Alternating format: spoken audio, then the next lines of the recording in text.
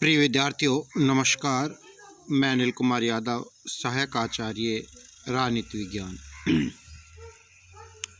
राजकीय कन्या महाविद्यालय बहरोड। विद्यार्थियों, यूट्यूब चैनल के इस वीडियो में आपका हार्दिक स्वागत और अभिनंदन।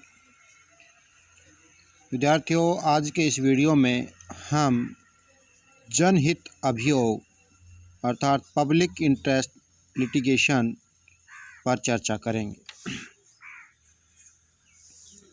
सबसे पहले बात करें हम विद्यार्थियों, जनहित अभियोग क्या है, जनहित अभियोग का अर्थ। विद्यार्थियों, जनहित अभियोग तथा न्यायिक सक्रियतावाद एक दूसरे से विशेष रूप से जुड़े हुए हैं।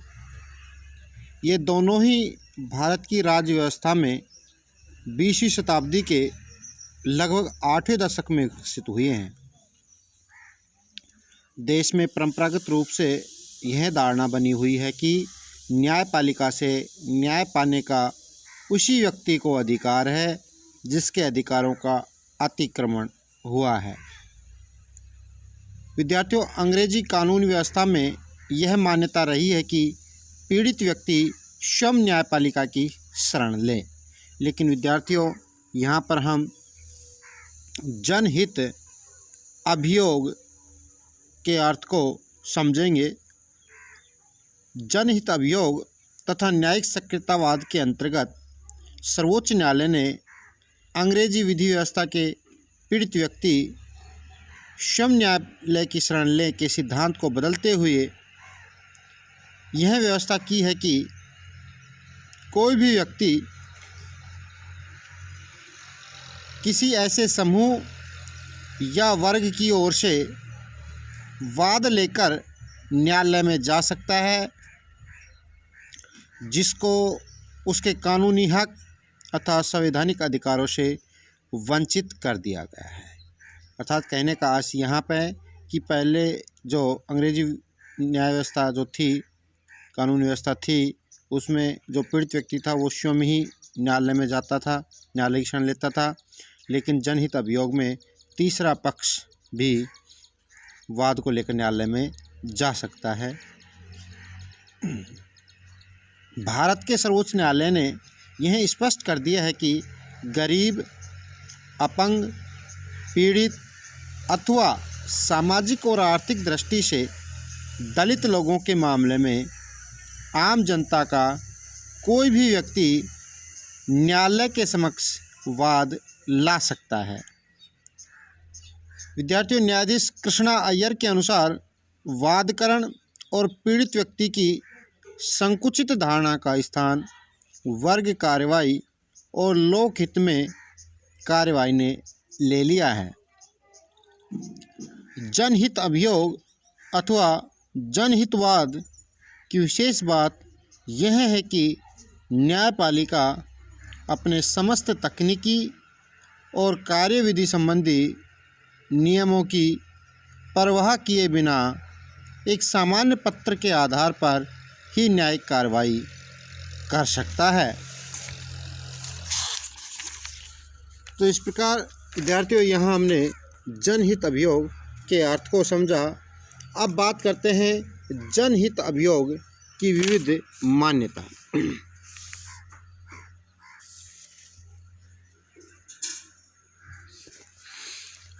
विद्यार्थियों, सर्वप्रथम अमेरिका के सर्वोच्च न्यायालय ने जनहित अभियोग का प्रारंभ किया था।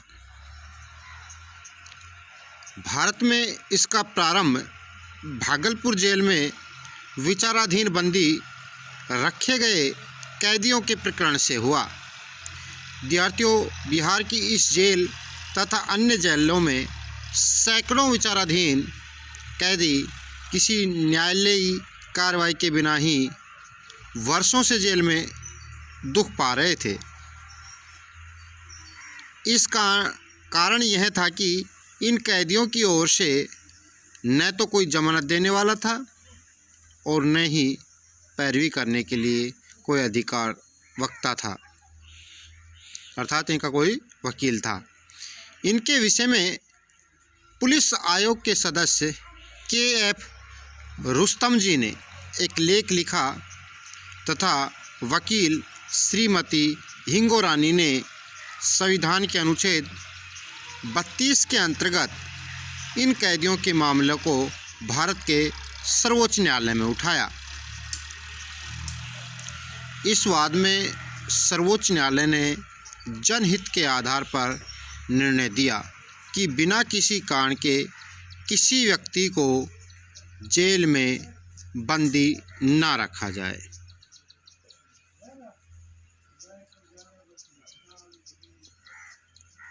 विद्यार्थियों, इस प्रकार यदि किसी व्यक्ति को बंदी बनाए हुए 8 माह से अधिक का समय हो गया हो तो उसे जमानत पर छोड़ दिया जाए।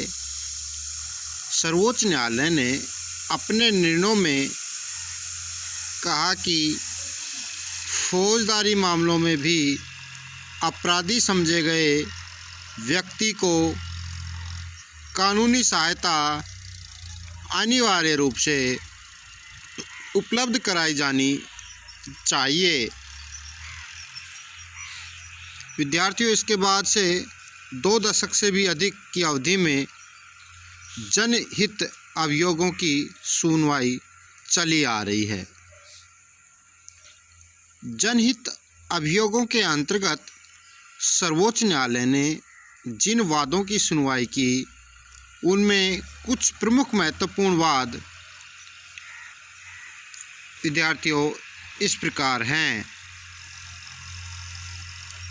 जैसे Agra protection home case, Mumbai के पटरीवासियों का वाद,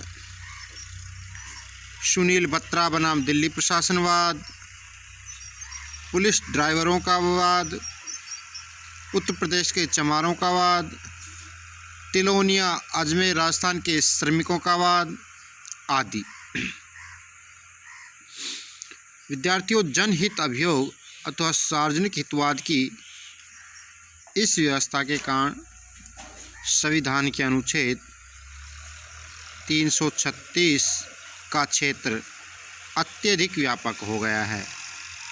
इसके कारण अनुच्छेद 32 की व्यवस्था विद्यार्थियों अधिक प्रभावी हो गई है। जनहित अभियोग के आधार पर न्यायालय ऐसे सभी मामलों में हस्तक्षेप कर सकता है जिनमें सरकार और प्रशासन के कार्यों से ऐसे निर्धन और असहाय व्यक्ति पीड़ित हुए हैं जो स्वयं न्यायालय की शरण में जाने के लिए असमर्थ हैं। जनहित अभियोग का दुरुपयोग न हो सके, इसके लिए न्यायमूर्ति PN भगवती ने इस संबंध में निर्देश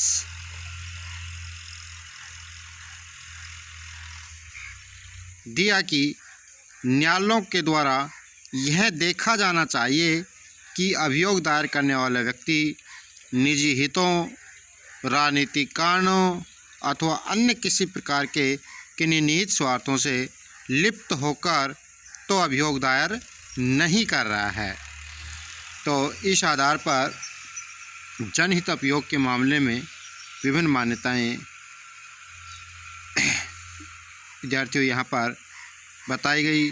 अब बात करते हैं जनहित अभियोग की आलोचना। विद्यार्थियों, देश में जनहित अभियोग की अवधारणा तथा इसकी व्यवस्था की प्रमुख आलोचनाएं इस प्रकार हैं। जैसे सबसे पहले बात करें हम वादों की संख्या में वृद्धि।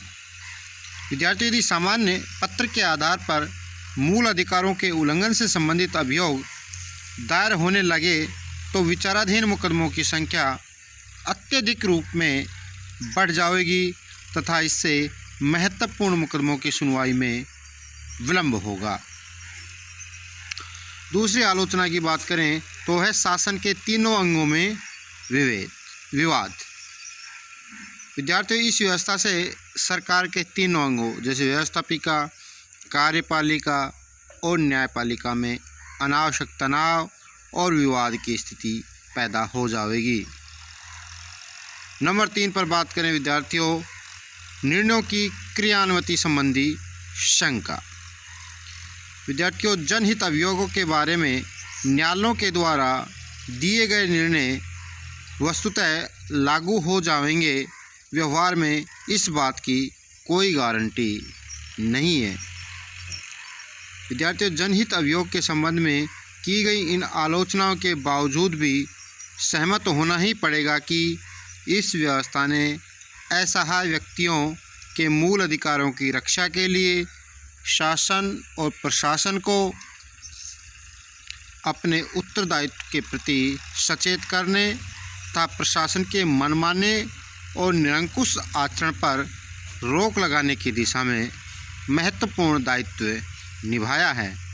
अब इस बात की व्यवस्था की जानी चाहिए कि जनहित अभियोग के माध्यम से इन गरीबों के कल्याण करने वाली व्यवस्था का दुरुपयोग न हो।